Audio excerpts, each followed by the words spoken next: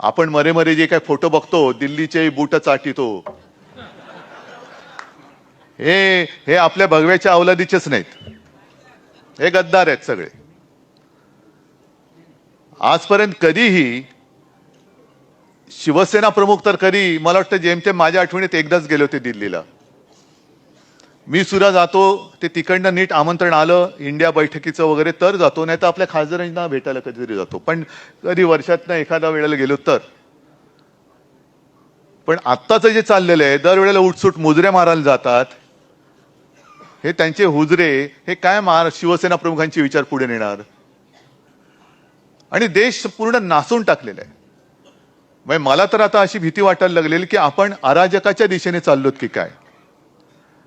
दिशाहीन सगळं चाललेलं आहे.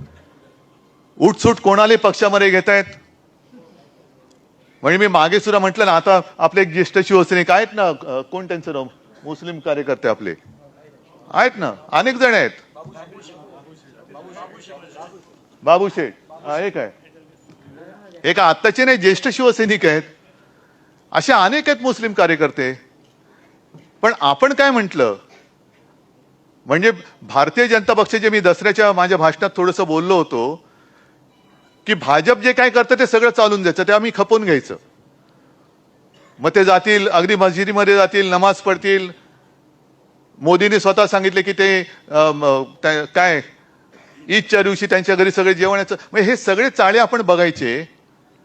म्हणजे आम्ही जर काय काही करायला गेलो किंवा दुसऱ्यांनी कोणी केलं तर ते लव जिहाद, आणि भाजपने काही केलं तर अमर प्रेम. हा कोणता नाही. आपण त्यांना